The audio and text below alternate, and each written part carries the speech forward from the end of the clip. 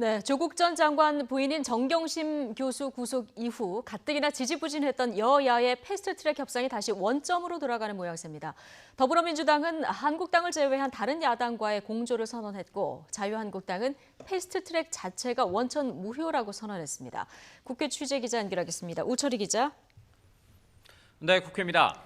네, 물론 이전에도 잘 되지는 않았는데요. 정경심 교수 구속 이후에 여야 협상이 더 안 되는 상황으로 좀 흘러가고 있는 것 같습니다. 먼저 민주당 반응부터 좀 알아볼까요? 네, 어제와 달리 오늘 민주당의 입장은 분명합니다. 한마디로 한국당을 빼고 가자 이런 분위기입니다. 원래 민주당은 공수처 법안을 선거법보다 먼저 처리해야 한다 이런 입장이었는데 여기에 좀 변화가 있습니다.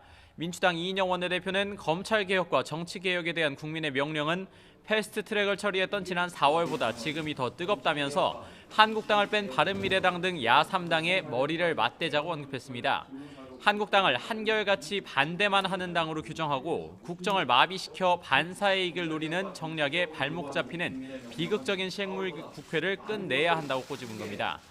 현재 한국당을 뺀 야3당이 선거법 개정에 더욱 집중하기 때문에 민주당은 이를 다 같이 묶어서 논의할 수 있다는 입장으로 바뀐 겁니다.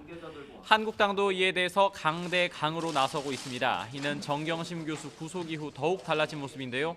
한국당 나경원 원내대표는 원내대책 회의에서 의석수 확대는 절대 없다고 큰소리치던 여당이 결국 어쩔 수 없이 의석수를 늘려야겠다고 말을 바꾸고 있다고 비판했습니다. 또 의석수 확대는 절대 불가라면서 국민의 반대가 분명한데 국회의원 수를 늘리자고 말하는 걸 보니 여당이 정말 국민을 우습게 본다는 증거라고 강조했습니다. 네, 내년 총선이 다가오면서 총선 관련 얘기들도 지금 나오고 있는데요. 먼저 한국당이 패스트트랙 수사 대상 의원들에 대한 가산점 부과 방침에 대해서 비판이 거세는데요. 오늘 입장이 바뀌었다고요. 네, 먼저 한국당에서 패스트트랙 수사 대상에 오른 현역 의원 60명에 대한 공천 가산점을 나경원 원내대표가 언급한 뒤에 시끌시끌했죠. 그런데 오늘 기류가 급변했습니다. 당 안팎에서 국민 상식과 동떨어진 것 아니냐 이런 비판이 일고 조국 전 장관 사퇴 이후 표창장과 상품권 수여 등 이른바 자축 파티 논란까지 거세진 영향으로 풀이가 됩니다. 황교안 대표는 오늘 청년 창업 소상공인 토크 콘서트 뒤에 기자들과 만나서 패스트트랙 수사 대상자 가산점에 관해서는 생각해본 적이 없다 이렇게 언급했습니다.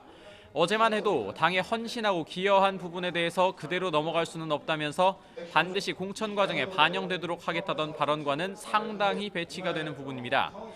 이철희, 표창원 의원 등 당 간판급 초선 의원들의 불출마가 이어진 민주당에서도 공천 얘기가 본격적으로 나오기 시작했습니다. 김혜영 최고위원은 내년 총선에서 당 비례대표 후보 추천에 최소 30% 이상을 2030 청년 세대로 하자고 제안했습니다. 특히 2030 세대가 전체 인구의 30% 가까이 차지하지만 국회에는 단 3명만 진출한 현실을 꼬집으면서 진영 논리에 갇힌 기존 정치에서 벗어나야 한다는 겁니다. 공천 문제는 정치권 전체에 가장 예민한 문제가 될 수밖에 없는 만큼 하루하루 논의 과정에 촉각을 곤두세우는 분위기입니다. 지금까지 국회에서 YTN 우철입니다.